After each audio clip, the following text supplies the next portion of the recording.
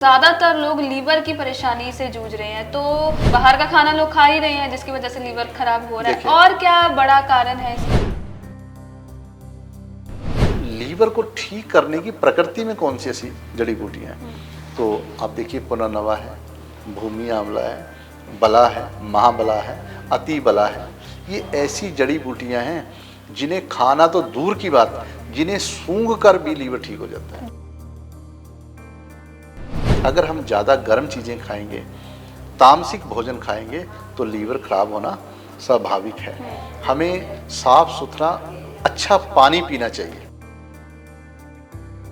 जैसे किसी को शुगर है, तो शुगर कभी ठीक नहीं हो सकती, लेकिन जब आप ये जान लेंगे कि मुझे शुगर किस कारण है, ज़्यादा सोचने के कारण है, या मेरा जो लीवर पैनक्रियाज है वो रस नहीं बना रहा, या मेरे लीवर पैनक्रियाज के चारों ओर टॉक्सिन इकट्ठे हो गए हैं, कारण क्या है? जब तक हम कारण पे नहीं जाएंगे तब तक इलाज नहीं हो सकता।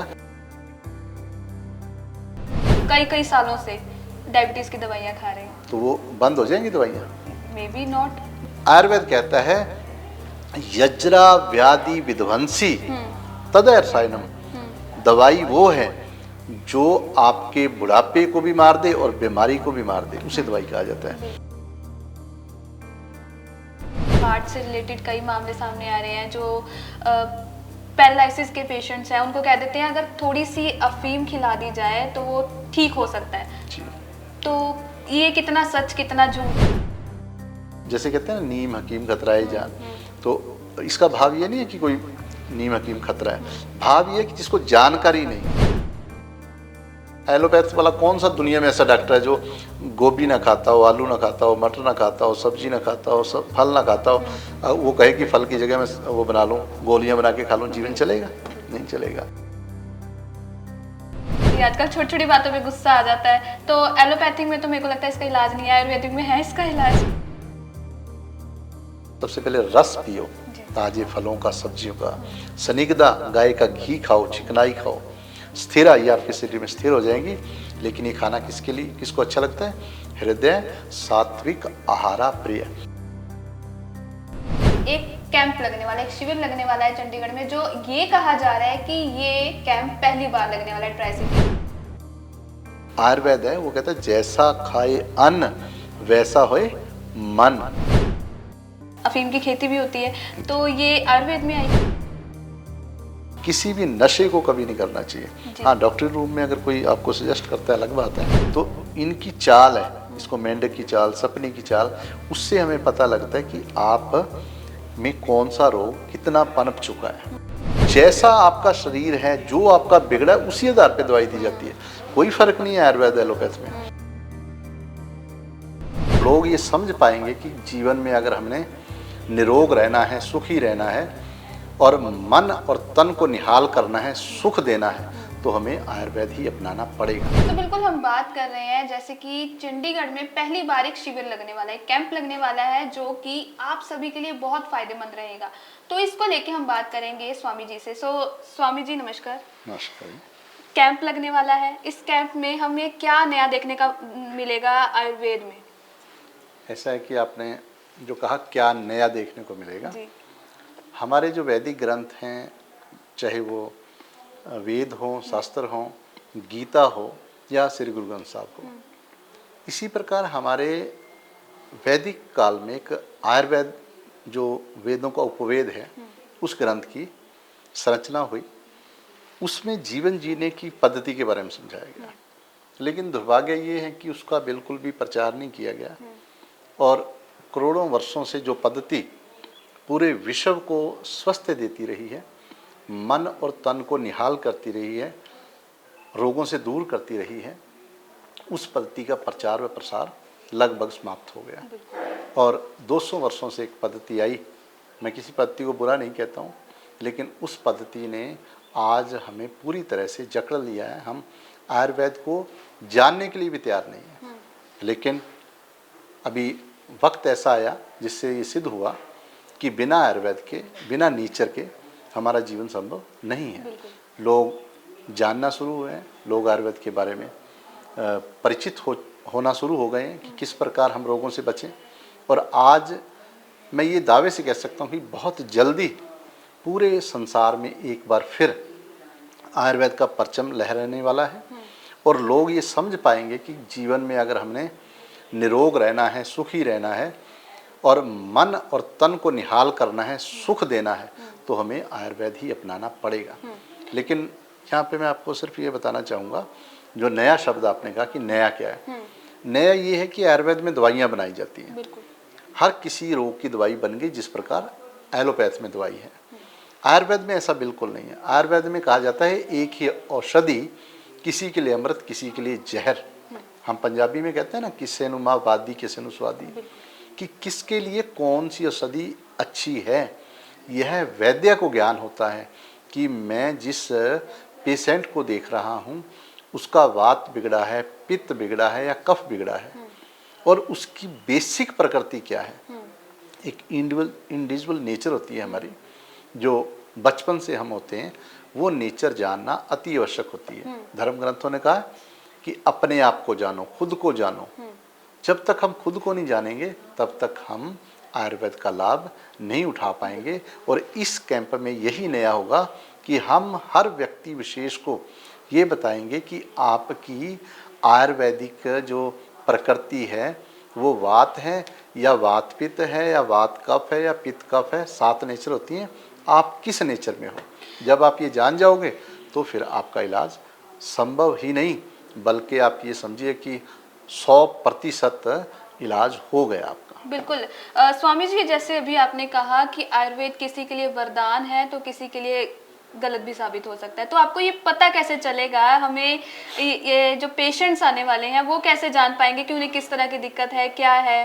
हाँ, आपने कहा ना आयुर्वेद किसी के लिए वरदान है और किसी के लिए गलत किसी के लिए नहीं। आयुर्वेद जब जान लेंगे ये मेरा नेचर क्या है तो गलत हो ही नहीं सकता जी। लेकिन जब तक नहीं जानेंगे तब तक हम स्वस्थ नहीं हो सकते, चाहे हम पूरे संसार के डॉक्टरों से मिल लें। उदाहरण के तौर पे आपको सर दर्द होता है तो दुनिया में कोई ऐसा डॉक्टर नहीं जो आपका सर दर्द ठीक कर दे अगर आपको ज्ञान नहीं है कि सर दर्द क्यों हुआ है। ये वात रोग है। वायु जब हमारे मस्तिष्क में जाती है वात वाले लोगों को तो उनको सर दर्द होता है।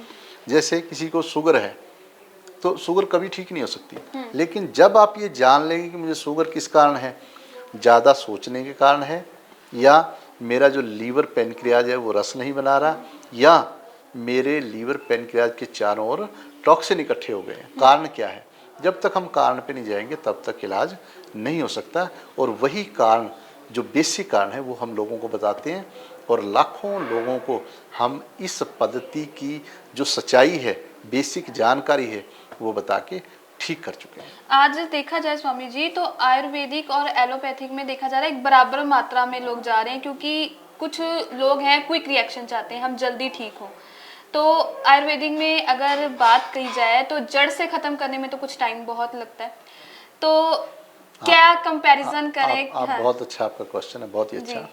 ये अमूमन मैं ये कह सकता हूँ कि 90% लोग ऐसा सोचते हैं जैसा आप कह रहे हो, लेकिन मेरा ऐसा बिल्कुल मानना नहीं है। आप ये बताइए कि मैं आपको पूछता हूँ कि आपको भगवान ना करे डायबिटीज़ हो गई तो आपको कितने टाइम में एलोपैथ ठीक करेगा? आपका जवाब चाहिए। अगर हम देखें तो आज के टाइम में जितनी मेरी जानकारी में है कई सालों से डायबिटीज की दवाइयाँ खा रहे हैं। तो वो बंद हो जाएंगी दवाइयाँ? मे बी नॉट, नहीं होंगी बंद, लाइफ टाइम आपको खानी पड़ेंगी और उनके कॉम्प्लिकेशन भी आपको आएंगे। तो आयुर्वेद ये कहता है कि अगर आप दिनचर्या ठीक कर लो कुछ ही महीनों में आपकी डायबिटीज जड़ से खत्म हो जाएगी। तो आप बताइए कभी कौन हुआ? जी बिल्कुल। वो नशा है जिसके कारण हमें अच्छा महसूस होता है, लेकिन हमारे सेल्स, हमारे ऑर्गन डैमेज होते रहते हैं। आयुर्वेद कहता है यज्रा व्याधि विध्वंसी तदर्सायनम, दवाई वो है जो आपके बुढ़ापे को भी मार दे और बीमारी को भी मार दे, उसे दवाई कहा जाता है। और वो दवाई कौन है?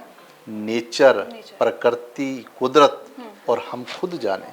तो इसलिए हमारे अध्यात्म ने कहा है, आप सिख गुरु, आप तो चंडीगढ़ में रहते हैं, गुरु साहिबानों को पढ़ो, क्या कहते हैं? तीने ताप निवारण हारा दुख अंता सुखरास ताको बिगड़ना को लागे जाकी प्रभा गैरदास काड़ कुठार पित बात हंता औखद हर को ना। कहते वात पित्त कफ बराबर करो। यही हमारा आयुर्वेद कहते हैं, सम दोष, सम धातु, सम अग्नि, सम मल क्रिय। तो जब सब होंगे तो क्या रिजल्ट आएगा? प्रसन्न आत्मे इंद्रिय मन स्वस्थ भी देते, कि जब आपकी इंद्रियां, मन और आप अंदर से प्रसन्नता आपको आए तो आप मान लेना कि आप स्वस्थ हो। यही स्वस्थ रहने की परिभाषा है। बिल्कुल। सो एक स्वामी जी, एक और जो प्रश्न मन में आया, लीवर। आजकल हर 50% कम कह रही हूँ, ज्यादातर लोग लीवर की परेशानी से जूझ रहे हैं। तो लाइफस्टाइल तो बदल रहा है, बाहर का खाना लोग खा ही रहे हैं, जिसकी वजह से लीवर खराब हो रहा है। देखिए, और क्या बड़ा कारण है इसका? देखिए लीवर जो है हमारे शरीर का एक बड़ा ही, जिसको आप कहेंगे सबसे खास अंग है। लेकिन लीवर है क्या? सबसे पहले हमें ये ज्ञान होना चाहिए। लीवर के अंदर बहुत सारे जूसी सिक्रेट होते हैं, रस बनते हैं, जो हर प्रकार की मेटाबॉलिक रिएक्शन के लिए जरूरी है। हमारे शरीर में जितने भी कन्वर्जन प्रोसेस है, जो बदलाव होते हैं, एक रूप से दूसरे रूप में खाना बदलता है, उसको बदलने के लिए लीवर का सबसे बड़ा रोल है। लीवर क्या हुआ? गर्मी। जो गर्मी सही होगी तो रस बनेंगे। अब अगर हमारी गर्मी ठीक नहीं है तो रस नहीं बनेंगे और तरह तरह की हमें व्याधियाँ आएंगी। तो इसके लिए हमें ये समझना है कि लीवर गर्मी का अंग है। अगर हम ज़्यादा गर्म चीज़ें खाएंगे, तामसिक भोजन खाएंगे, तो लीवर खराब होना स्वाभाविक है। हमें साफ सुथरा अच्छा पानी पीना चाहिए, लीवर की सबसे बड़ी दवाई है। आप देखिए, जिसका लीवर खराब होता है ना, गुस्सा आएगा उसको तो गर्मी बढ़ेगी। तो पहले गांव में जो सूझवान लोग होते थे वो कहते थे, जिसको गुस्सा आता है कि इसको एक गिलास पानी पिलाओ। क्यों? पानी का जो स्वभाव है वो ठंडा है और गर्मी का स्वभाव गुस्से वाला गर्म है। तो इनको बैलेंस करना है। अब लीवर को ठीक करने की प्रकृति में कौन सी ऐसी जड़ी बूटियाँ हैं? तो आप देखिए, पुनर्नवा है, भूमि आंवला है, बला है, महाबला है, अति बला है। ये ऐसी जड़ी बूटियाँ हैं जिन्हें खाना तो दूर की बात, जिन्हें सूंघ कर भी लीवर ठीक हो जाता है जी। हमारे आयुर्वेद में, पंजाब में कहावत थी, जे सीगी बसूटी बच बरिया, बंदा किमें मरिया। तो पहले आपने आम गांव में देखते होंगे आप, किसी का लीवर खराब हो जाता था, हेपेटाइटिस ए बी सी होते हैं, तो क्या करते थे, उसकी जड़ उखाड़ते थे और उसको गांठ मार के, ताज़ी होती थी, गले में डाल देते थे। तो धीरे धीरे सूंघ सूंघ के लीवर ठीक हो जाता था। वो भाव क्या था? कहते थे जी वो मंत्र लगाते हैं। मंत्र नहीं, मंत्र तो जड़ी बूटियाँ अपने आप में है।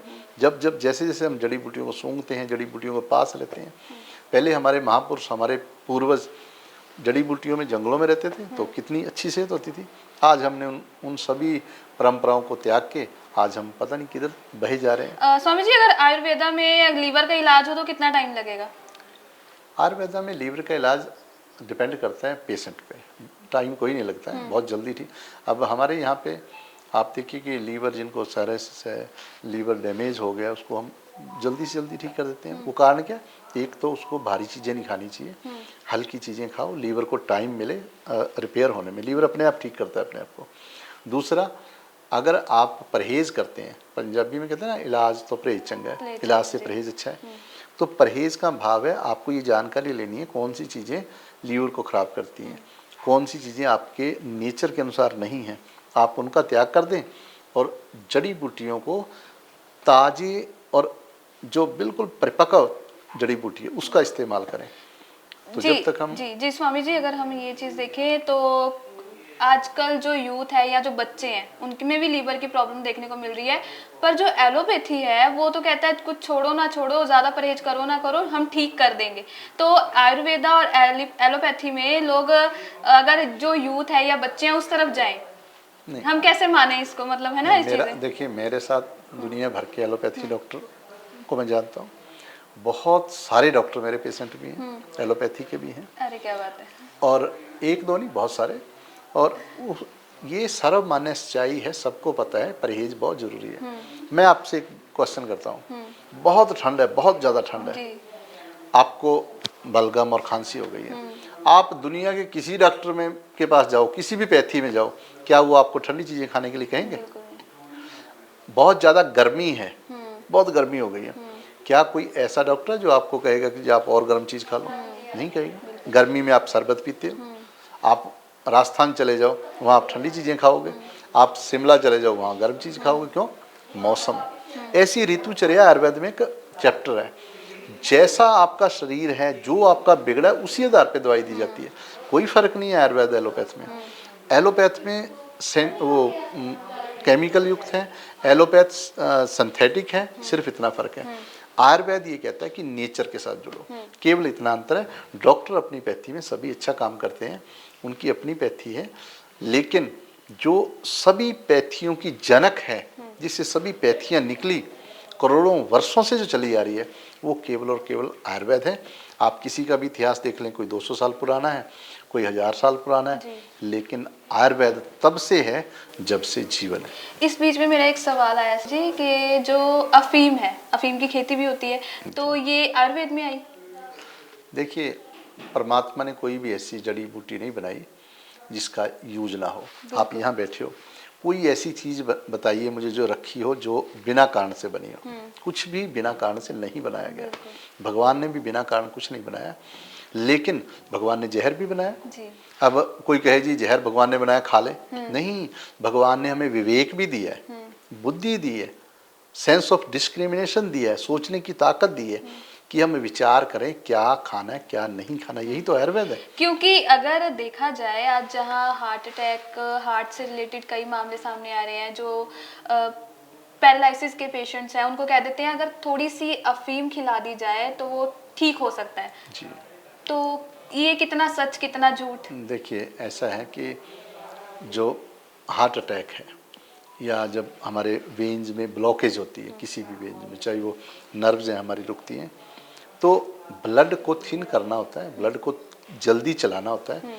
तो उसमें कोई भी जो तेज़ी से ब्लड थिनर होती हैं, जैसे आपने अफीम का नाम लिया, ये भी है, लेकिन जहाँ तक लीगल बातें हैं, इसलिए बहुत चीज़ों का प्रचार नहीं करना चाहिए हमें, क्योंकि लोग बिना वजह से उसको प्रचार करेंगे, अफीम खाना शुरू कर देंगे, नशे करना शुरू कर देंगे, जबकि वो लगातार बिना डॉक्टर सलाह से लेंगे तो वो हानिकारक हो सकती है, उसकी आदत पड़ सकती है और वो ब्लड बेवजह थिन करती रहती है। तो हमें कब क्या लेना है, कैसे लेना है, उसके लिए हमें अपने शरीर की जांच करनी चाहिए, अपने बारे में एक्सपर्ट से पूछना चाहिए। तो इसलिए इन चीज़ों को हमें जैसे कहते हैं ना, नीम हकीम खतराए जान, तो इसका भाव ये नहीं है कि कोई नीम हकीम खतरा है, भाव ये है कि जिसको जानकारी नहीं है वो हमें कुछ भी दे दे तो उसका नुकसान होता है। तो जब खाना देखो, आयुर्वेद तो यहाँ तक कहता है आप अपनी प्रकृति के उल्ट खाना खाओगे उससे भी आपको नुकसान है, तो दवाई या नशे की चीज़ें खाओगे तो कितना नुकसान हो सकता है। इसलिए किसी भी नशे को कभी नहीं करना चाहिए। हाँ, डॉक्टरी रूम में अगर कोई आपको सजेस्ट करता है अलग बात है, अदरवाइज नशों को हमारे अध्यात्म ने भी हमारे वैदिक संतों ने बहुत बुरा माना है। गुरु नानक देव जी ने तो यहाँ तक कहा, जित पीते मत दूर होवे खरल पवे विचाए, यानी कि हम झल्लापन आ जाता है, जो माइंड है वो सही से काम नहीं करता है। तो इसलिए हमें इन चीज़ों का इस्तेमाल नहीं करना चाहिए। कई लोगों को देखा गया है कि घरेलू उपचार के टाइम पे ये चीज़ें करते हुए दिखाई दिए हैं कई बार लोग, है ना, तो एक बार उन्हें अगर कुछ अलर्ट करना हो तो। एक्चुअली मैं तो इतना ही कहना चाहूँगा कि आयुर्वेद बहुत गहरा विषय है, दुनिया की सबसे बड़ी साइंस है जी। आयु प्लस वेद, आयु मीन लाइफ, वेद मीन साइंस। हमारा जीवन दुनिया की सबसे जटिल मशीन है हमारा शरीर। तो इसका जो ज्ञान है वो ऐसा ही नहीं है कि आपने दो किसी से पूछा और ले लिया। अब आप हो, मेरे अनुसार आप बात उसमें हो। जो वायु वाले लोग होते हैं तो बहुत अच्छे होते हैं, लेकिन वायु के लिए माह की दाल, राजमा, लोबिया ये अच्छे नहीं है। अब कोई गर्म शरीर वाला उसके लिए बहुत अच्छे हैं।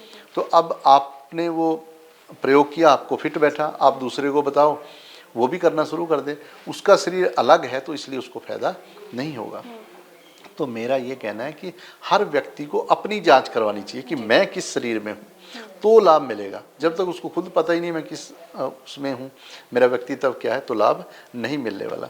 इसीलिए इस कैंप का आयोजन किया गया है ताकि आप सभी जान पाएँ कि हमारी प्रकृति क्या है। बिल्कुल। एक नाड़ी प्रशिक्षण जी, इसके बारे में कुछ बताइए। देखिए, नाड़ी परीक्षा जो है ये बहुत ही दिव्य बात है। कहने को सभी कहते हैं हम नाड़ी परीक्षण करते हैं।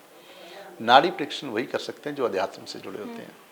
नाड़ी परीक्षण वो कर सकता है जो गहराई से किसी के मन तक उतरने की ताकत रखता है।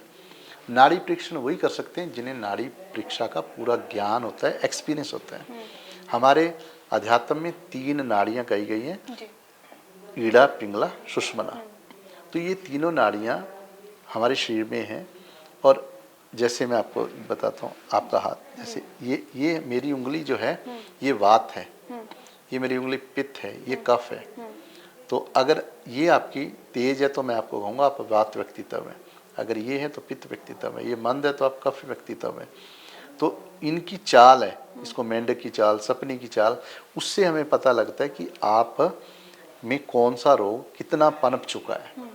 तो ऐसी स्थिति भी होती है, अगर तीनों आपकी सपनी की स्थिति में है, सपनी की चाल में है, तो हम उसको असाध्य रोग मानते हैं कि आपका इलाज नहीं हो सकता।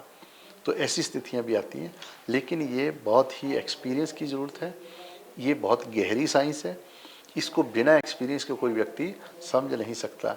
ये किसी के शरीर में फिजिकली हम इंटर कर ही नहीं सकते, लेकिन वो आध्यात्मिक तौर पे, आत्मिक तौर पे या भावनात्मक तौर पे या अपनी चेतनता को ले जाना, तभी नाड़ी देखी जा सकती है। इसलिए नाड़ी का बहुत बड़ा महत्व है, नाड़ी से बड़ी कोई साइंस नहीं है।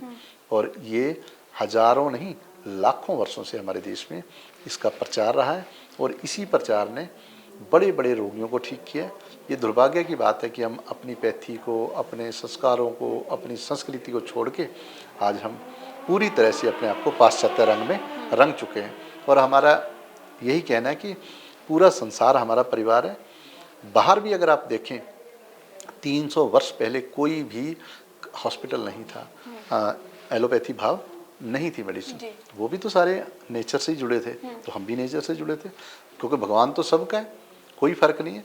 लेकिन मैं ये भी मानता हूँ कि एलोपैथ के जो ने आज खोज की है, खोज क्या की है उन्होंने केवल और केवल इसको जो उपकरण आए हैं, वैज्ञानिक जो टेक्नोलॉजी आई है, वो आयुर्वेद में भी है, वो एलोपैथ में भी है। जैसे मैं आपका डायग्नोज करवा लूँ अभी कि आपको ये रोग है, तो उससे लोगों का विश्वास बढ़ा है एलोपैथ की तरफ, जबकि इलाज नहीं है, पर वो बता देते आपको इतनी शुगर है, जब जैसी बताई आपको इन्होंने बता दिया। तो वो उपकरण है, वो उसको मेडिकल साइंस नहीं मैं कहता हूँ, उसको टेक्नोलॉजी कहता हूँ। वो टेक्नोलॉजी की वो है जो और टेक्नोलॉजी डेवलप हो, जैसे आप अभी कैमरा है आपका, ये टेक्नोलॉजी है। टेक्नोलॉजी ये एक सिस्टम है और ये भी विज्ञान है, ये देन पाश्चात्य संस्कृति की नहीं है, ये सदा से ये सिविलाइजेशन प्रोग्रेस करती रही। आप भगवान राम कृष्ण के टाइम में देखो, ये सब सारी चीज़ें थी, बड़ी बड़ी सिविलाइजेशन आई हैं और चली गई। तो ये सिविलाइजेशन की तरक्की है और ये अच्छी बात है, हमें भी इसमें आगे बढ़ना चाहिए। अगर हम आयुर्वेद की बात करते हैं स्वामी जी, तो लोगों को ये भी लगता होगा कि एलोपैथिक में आजकल काफ़ी देखा जा रहा है बड़े बड़े इलाज, अगर एक हम बीपी चेक कराने भी जाते हैं उसमें भी कितने पैसे लगते हैं, अगर शुगर टेस्ट कराने जाते हैं उसमें भी कितने पैसे लगते हैं, आप हाथ लगा के ये सब कुछ पता करना, इसके बारे में क्या कहेंगे? पहले तो आप जो कह रहे हैं ना, आप बहुत अच्छी बात कह रहे हैं, लेकिन हमें ऐसा भी नहीं सोचना कि हम कोई एलोपैथी के खिलाफ हैं, वो बहुत अच्छी अपनी जगह काम कर रहे हैं। लेकिन मैं आपको एक इंसानी नाते, मानवता नाते एक बात कहता हूँ, जब से एलोपैथ आई है, क्या लोगों की सेहत अच्छी हो गई?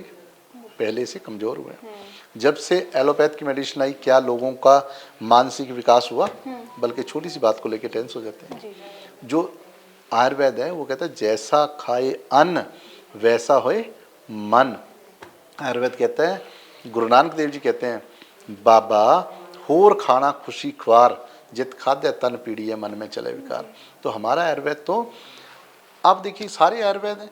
एलोपैथ वाला कौन सा दुनिया में ऐसा डॉक्टर है जो गोभी ना खाता हो, आलू ना खाता हो, मटर ना खाता हो, सब्जी ना खाता हो, सब फल ना खाता हो, वो कहे कि फल की जगह मैं वो बना लूँ, गोलियां बना के खा लूँ, जीवन चलेगा? नहीं चलेगा। जो जीवन है वो तो नेचर के साथ ही चलेगा। वो सभी हमारी परंपराओं में विश्वास रखते हैं। एलोपैथ कोई बाहर के नहीं, हमारे ही डॉक्टर हैं, हमारे ही भाई हैं सारे, वो भी अच्छे हैं। लेकिन हमारी जो परंपराएं हैं वो पूरी तरह से आयुर्वेदिक हैं, वो प्रकृति पे डिपेंड है, क्योंकि हमारे महापुरुषों ने ऐसा हमें उपदेश दिया, बकायदा हमें ग्रंथ लिख लिख के देखे गए।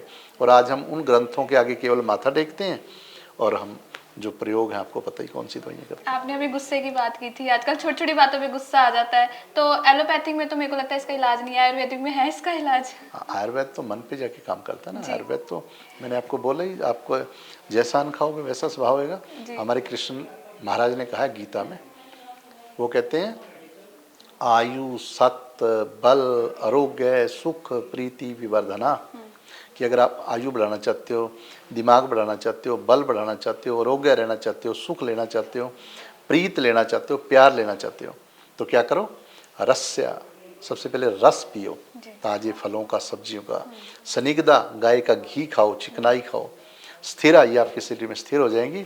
लेकिन ये खाना किसके लिए, किसको अच्छा लगता है, हृदय सात्विक आहारा प्रिय, कि जो सात्विक लोग हैं उनको ये आहार प्रिय लगता है। अगर आप रुक्ष भोजन खाओगे तो आपको टेंशन होगी, आपको शौक होंगे, आपको दुख आएंगे। अगर आप मांस खाएंगे, बासी भोजन खाएंगे, तो आपको निश्चित ही बहुत बड़े बड़े रोग और दुख आने वाले हैं, आप नीचे जोनियों में जाने वाले हैं, ऐसा भगवान कृष्ण गीता में कहते हैं, यही आयुर्वेद कहते हैं। बिल्कुल। तो बात तो हम यहीं से पता लगता है आयुर्वेद कितना बड़ा है। छोटी सी बात के लिए कितनी बड़ी चीजें हमने सुनी। स्वामी जी, एक बार अपने शिविर के बारे में भी अंतिम जाते जाते बता दीजिए, और क्या क्या और लोगों को बेनिफिट्स हम नए मिलेंगे, एक बार अंतिम में बता दीजिए। चंडीगढ़ में हमारी बेटी हैं डॉक्टर सीमा, और वो बहुत टाइम से प्रैक्टिस कर रहे हैं। उनका भाव था कि मैं पूरी तरह से आयुर्वेद करना चाहती हूँ ताकि लोग निरोग हो सकें, लोग खुशहाल हो सकें। उन्होंने बहुत सारे ऐसे पेशेंट पे प्रयोग करके देखे, बहुत सारे पेशेंट को नेचर के साथ जोड़ा, तो जब सुखद परिणाम आए, बड़े बड़े रोग दूर हुए, तो अब वो चाहती है कि चंडीगढ़ में इसका फैलाव किया जाए। और हमने उसको आश्वासन दिया है कि हमारी तरफ से जितना सहयोग हो पाएगा हम स्वयं भी यहाँ आएंगे और उनका सहयोग करेंगे और इस कैंप को सक्सेस करेंगे। और इस कैंप में आने वाले सभी लोगों का रिकॉर्ड रखा जाएगा, और ये रिकॉर्ड हम इसलिए रखेंगे ताकि उसमें कितने लोग आए, कितने स्वस्थ हुए, कितने रोगों से दूर हुए, ताकि आपको पता लगे कि आयुर्वेद कितना कारगर है, कितना उपयोगी है, और किस प्रकार आयुर्वेद में किसी भी रोग को जड़ से ख़त्म करने की ताकत है। वो सारा आपके सामने होगा और हो रहा है। बिल्कुल, धन्यवाद स्वामी जी। सो बिल्कुल, हम जैसे बात कर रहे थे, एक कैंप लगने वाला, एक शिविर लगने वाला है चंडीगढ़ में, जो ये कहा जा रहा है कि ये कैंप पहली बार लगने वाला है ट्राई सिटी में, तो लोगों के लिए काफ़ी ज़्यादा फायदेमंद रहने वाला है। क्योंकि अगर बात की जाए आयुर्वेदा की, तो आज के टाइम पे आयुर्वेदा की तरफ लोगों का रुझान तो काफ़ी है, पर जल्दी ठीक होने के लिए एलोपैथी की तरफ भी काफ़ी जाते हैं। तो इसको लेकर हम सारी बातचीत कर रहे थे कि क्या चीज़ें कैसे होने वाली हैं और कैसे लोग ठीक हो सकते हैं आयुर्वेदा से। तो आयुर्वेदा कितना फायदेमंद है और कितना अच्छा, इसके बारे में हम स्वामी जी से पूरी जानकारी ली और डॉक्टर जी से भी बात की कि कैसा लगा। तो आपको कैसी लगी ये चीज़, और कैंप में आना पसंद करेंगे? कैंप में ज़रूर आए, क्योंकि हर एक रोग का इलाज यहाँ मिलने वाला है, और कैसे क्या चीज़ें होती हैं इसके बारे में आपको अच्छे से पता लगने वाला है। सो ऐसे ही हमारे साथ बने रहे। नमस्कार।